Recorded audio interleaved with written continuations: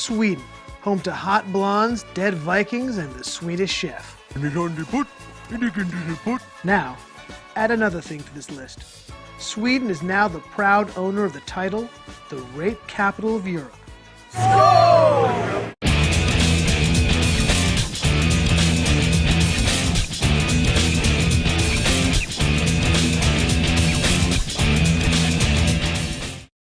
Sweden has always had a reputation of being a harmonious and liberal society. This image has been shattered as rape has skyrocketed over the past 5 years. At the same time, Sweden has been going through a revolutionary demographic shift that has seen the country take in more refugees from Islamic countries than any Western nation in the world. This immigration has led to culture clashes and to enclaves of self-contained societies across Sweden. This is Annika Henroth Rothstein. She's a Swedish journalist who has extensively covered the Middle Eastern migration into Sweden. What we have is, first of all, a Swedish culture. Then we bring in, like last year, 190,000 people that come from a very different culture, a culture that isn't liberal, that has radically different views on women, on sexuality, on gender, on all these things. There's an explosion. Yeah, it will be clashes. This is Rinkeby, a leafy northern suburb of Stockholm, also a completely Islamic area. The police have said this is a complete no-go for them and for journalists. Here, a 60 Minutes crew from Australia is attacked while doing a story on Rinkeby.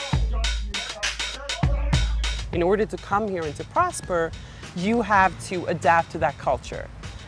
And that what we're doing in Europe is the complete opposite. They are saying, how can we adapt to you?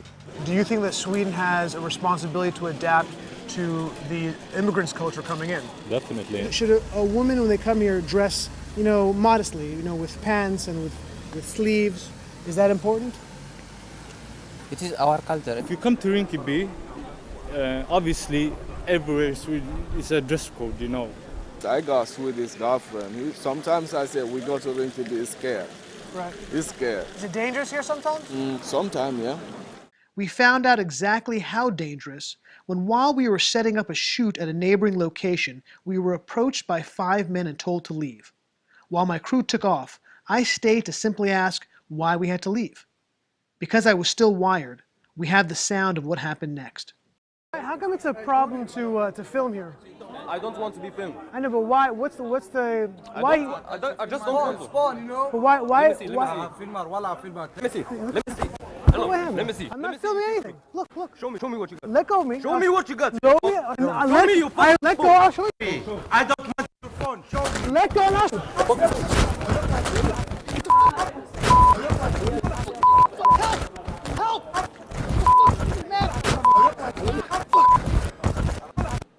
I was not the first person assaulted by gangs of immigrants, nor will I be the last.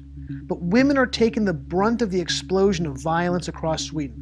When I went to a police station, I noticed that the vast majority of the people waiting to report a crime were women. Later, the police officer who I met with told me that most were there to report rape. These attacks are happening across Sweden, including a rash of rapes at music festivals.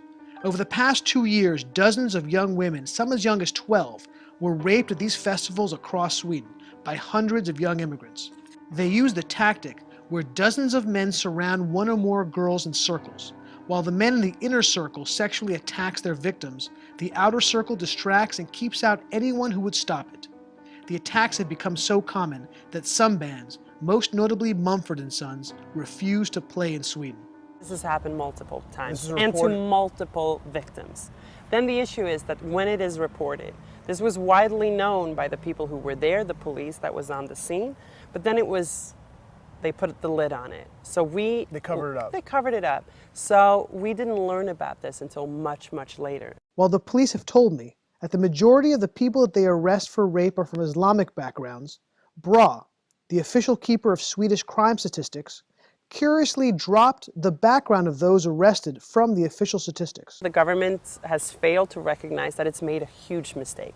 And the European Union has failed to recognize that it's made a huge mistake. When we have this free movement, and the movement, of course, is flowing toward the country with the most generous social benefit system. The type of benefits that immigrants receive in Sweden are significant and are all-encompassing, and include housing, food, education, and additional cash. Does the government give enough to the immigrants? Yeah, everything's enough. This good world here. Yeah, life is good here. Better. Yes, life is good, better here.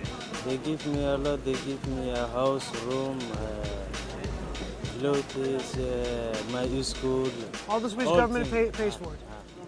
While the staggering increase in rape has made some news, this phenomenon has been coupled with a shocking and less widely reported increase in violent crime in general. Over the past couple of years, several dangerous immigrant riots have broken out, and shootings across Sweden have increased sharply. Anders Gorazin and Jacob Ekström are veteran and decorated policemen who have decades of experience and are tasked with policing within the immigrant community. Has there been an increase in violence and crime here in Sweden? More violence and harder violence with guns and... What type of weapons are you guys seeing on the streets? You can see Kalashnikovs, hand grenades from the east, guns, handguns, everything you can find in Afghanistan you can find here. Doesn't Sweden have very strict gun laws? For sure, you know, and we get, all the time we get new laws about guns, tied it up more. I think it's good, but you know, the violence increased anyway. This is a former police station which had to be moved a couple of years ago. Now the police will tell you that it simply became too unsafe for them to have a full-time presence here. This man has been playing the accordion for several years, trying to bring some musical cheer to the suburb. Yet, he has faced numerous attacks. My music, and the people, boo, boo, boo, boo, the police. But the police. You need the police here? Yeah, it's the police. They go back the police here. Would you go as far as to say that these no-go areas are essentially states within a state?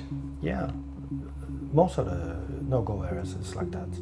Are there areas where if you're pursuing somebody, where you'll simply stop and not pursue them once they get into this no-go area? Yeah. If the police is chasing another car for some kind of crime, if they reach what we call no-go areas, the police wouldn't go after it. Do you see the violence really spreading across Sweden into the cities? At least 1 or 2 times a week. And let's say 5 years ago, how often would you say it was? No. 3 times a year. Really? The increase in this kind of crime is exponential. I think we caught off guard. We didn't expect it to be so much increase. Do you think there's a deliberate attempt to cover up these type of crimes? Rather than that they don't want to seem racist. Is there a sort of sensitivity or are people scared that if you identify who's committing these type of crimes, that you could be labeled a racist? Of course, I think these issues make people nervous all over the world, not only even in Sweden. It's make me nervous as well, if we're talking about it. Because you don't want to be called racist? No, this, you know, racist card is very hard to deal with, you know. Of course, especially if you're blonde like me. And now to add to these woes, Sweden has had dozens of people go to fight for ISIS, and they're starting to come back. Sweden has had its first Islamic terrorist attack. Do you think the sexual assault problem is an Islamic problem or not really? No, I think it's a general problem among men. Yeah, the problem isn't like this culture or that culture. The problem is male culture. I don't think the immigrant is the problem. No, it's not. Like, that's just like a tiny bit of the problem. And like, when that happens, like it's because we didn't like bring them in the right way. And I don't see that connection at all. And I would very much like to see the evidence of such a connection. Do you think it's almost racist to make that connection? Yes, I think so. Is there a point where you think that Sweden's done too much to bring people in, or do you think there's... No, there is no too much in helping people. And is there a limit, do you think, to how many immigrants Sweden can take? No.